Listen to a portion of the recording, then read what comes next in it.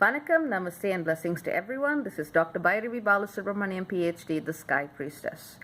I will be honest and say that I have tried to do this video very many times today, and let's just say the very, very powerful energies of the day are kind of pushing me into my own, tirade and rage against the system and that kind of thing. So I'm going to try and keep it to the astrology and just provide some guiding questions that you can apply in your day-to-day lives and how you navigate with this energy, because you're not here to exactly see me rant about things.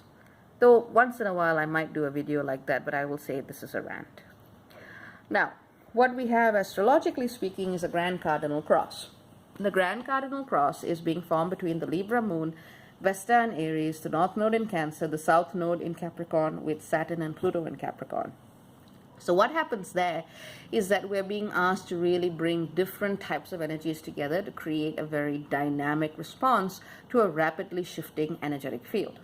And this tends to take us to a crossroads, so to speak.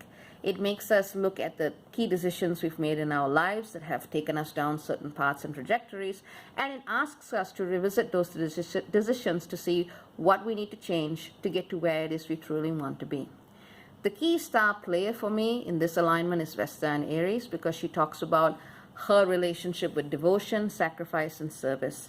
And typically speaking, the healthy expression of Vesta is somewhere where you are doing your sacred work in the world, but you are sustaining and nourishing and replenishing yourself.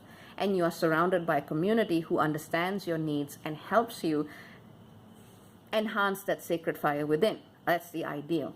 But what tends to happen is that anyone who is in any field of service tends to get taken for granted. Either people don't want to pay them, or they get very, very insecure when someone says, hey, leave me a donation for my work. Or if it's in a family, they basically take it for granted that someone else has to do all of the work without ever sustaining their needs in any way. And this is a pattern that we see everywhere. This is not just a one-off thing. Collectively, I would say this is a great opportunity for us to really be looking at how we can understand that just being ourselves is our service. Being who we are, coming from a place of alignment within, and just allowing ourselves to be present to the world is a key act of service in and of itself. And when we do so from a place of consciousness, we do elevate the collective vibration around us. And we do need to be reminded of that, because so often we are asked to diminish ourselves, or to pretend that we don't have material needs, or to pretend that we don't need to be sustained by conscious communities and exchanges of give and take. Very often we are being told to even ignore that we are people, just to do the work that we came to do, and that's ridiculous. To look at humanity's flawed relationship with service, all we need to do is to look at our relationship with our biggest manifested service provider, which is Mother Earth. We have taken, and not given back. Hence, the state of global imbalance that we are in.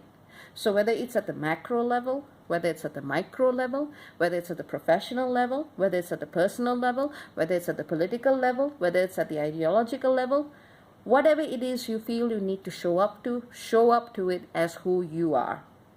And if you have certain needs to show up in the way you need to, you tell the people who want you to show up to fulfill those needs. And there is absolutely nothing wrong with it. Essentially, we are living in a time where we are asked to take responsibility for ourselves, and part of that is being able to simply say things for what they are. And that's one of the invitations that all of us are being presented with at this time. I'm going to wind this video down now, because if I go any further, it's going to be a rant. So take care, many blessings. Remember, we are all beacons and vessels of bounteous spiritual energy. We all deserve to be honored and respected for that which we are, if we are walking with integrity and doing something in the world that is giving something to ourselves and others. There is a collective field that is being generated here, and it is an awareness that really needs to sink into the collective. This is one of the key lessons of the moment. No one needs to sacrifice themselves, to grind themselves down, to diminish themselves in the name of spirit. It does not work that way.